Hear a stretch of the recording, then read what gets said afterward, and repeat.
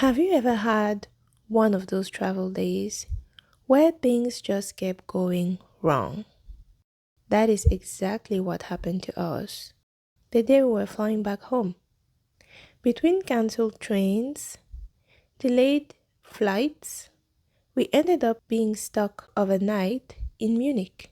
And just when I thought everything was finally over, one last problem was waiting for us at the airport in the US. Let me tell you what happened. The day before we left, we reserved a taxi. The morning we were leaving, it was snowing a lot. The roads were completely covered in snow. We were already a little worried that the train might be cancelled because of that weather. But when we arrived at the train station, we saw a train leaving, so we thought everything would be fine.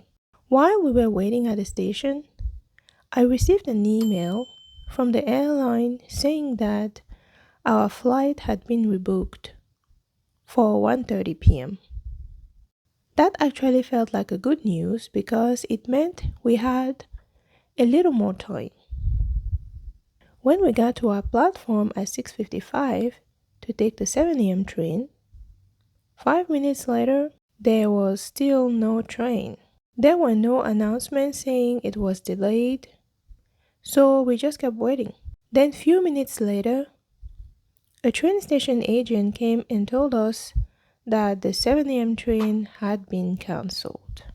He had no information about the 8 a.m. train. Since our flight had been delayed to 1:30, we decided to wait a little longer. While we were discussing what to do with my sister, a woman nearby overheard us and told us the news. The 8 a.m. train had also been cancelled. And she didn't know about the next train, 9 a.m. At that point, I realized that we couldn't keep waiting. I decided it would be safer to take the taxi directly to the airport to avoid missing our flight. Normally, the drive takes about 1 hour and a half, but because of the snow, it was going to take even longer. My sister helped me find a taxi and load the luggages in the car, but she was not able to come with us at the airport. So we said our goodbyes there at the train station. Then we started to drive to the airport. The traffic was really bad that day, with several traffic jams because of the snow. At one point during the drive, we even saw a car that had slid off the road. After a long drive, we finally arrived at the airport around 10:30 in the morning. At that point, I thought that the stressful part of the trip might finally be over. But that turned out not to be true. When I went to check my bag at the airport, the airline agent's computer was having problems. Because of that, he decided to check my bags for free. So I didn't have to pay the $75 baggage fee. That was great. After that, we went to our gate and waited for our flight. And when we were waiting at the airport, we went to a shop to get something, a snack. That is when I saw the biggest candy I've ever seen. I thought it was interesting. Then, around 1 p.m., I received another email from the airline saying our flight had been rebooked again, this time for 2:15 p.m. At first, that didn't seem a big deal until I realized something. That flight was going to land in Munich at 3:30 p.m. And our international flight back to the US was leaving from Munich at 3:30 p.m. Exactly the same time. There was no way I was going to make it. So I immediately went to speak with the airline agent and explained the situation, but she told me there was nothing she could do at that airport. She said I would have to speak with the airline in Munich. Or maybe the next flight would have also been delayed and we might still be able to make it. So all we could do was hoping that we could make it. Unfortunately, when we arrived in Munich, our flight had already left right on time. We had officially missed our flight home.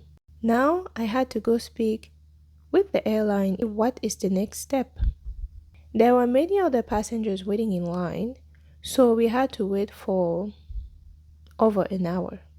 The kid had snacks, so they were doing okay while we waited. When it was finally our turn, the agent told us the next available flight would be the next day at 3:30 p.m. This was actually the second time something like this happened to me during a trip.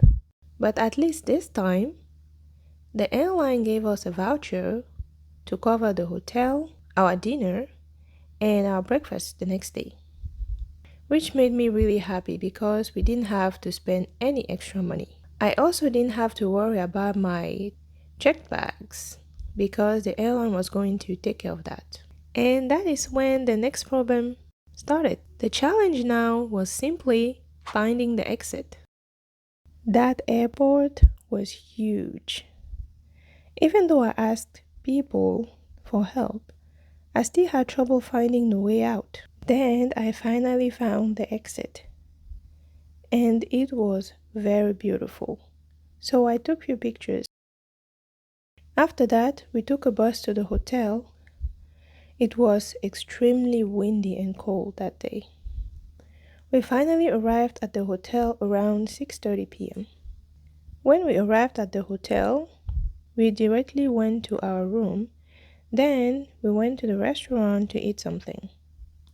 That is when I saw something really interesting. There was a robot with a cute face delivering food from the kitchen to the servers. That was the first time I saw it. So I thought it was really cool. After that, just rested until the next day. The next morning before leaving the hotel around 11:45, I took few pictures of the room because it was really beautiful and the hotel too was very nice. Then we took the bus back to the airport. When we arrived, there was a store, so I bought more snacks for the kids because we were almost out. While we were waiting for our flight, the airline agent came to tell us that they changed our seats, so we would have an entire row of 3 seats to ourselves. That was really helpful because normally my son doesn't have his own seat on a flight, so I usually have to carry him the whole time. This time he could sit and even sleep, and I could finally rest my arms. Everything was so quiet and calm until we arrived in Chicago. The next problem started when we arrived. I was expecting to pick up my stroller right outside the plane. But when I asked the agent about it, he told me my stroller had been sent to the area where I would later collect my luggage. That immediately became a problem. Without the stroller, I now had to carry my son, my coat, his coat, and my backpack all at the same time. Normally, I would just put everything in the stroller so I do not have to carry anything. When we arrived at the passport check, the officer asked me for our passport, but they were in my backpack. So I had to put my son down for a moment so I could get them. The second I put him down, he took off, running. Luckily, the security officer quickly blocked him before he could run too far, and I was able to pick him up again.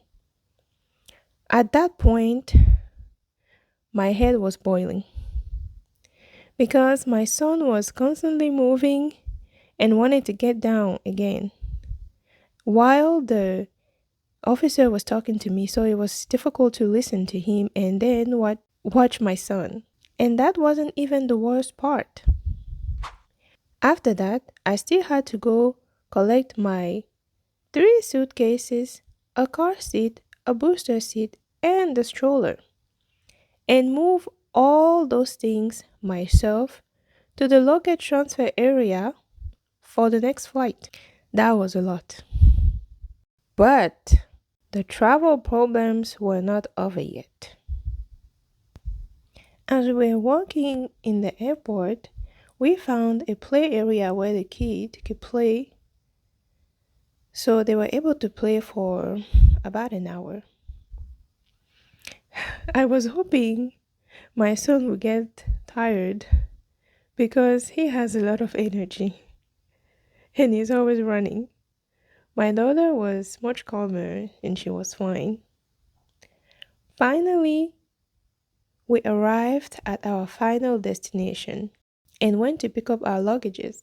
But when we arrived there, we only found our three suitcases and my daughter's booster seat. My son's car seat was missing. It was still stuck in Chicago.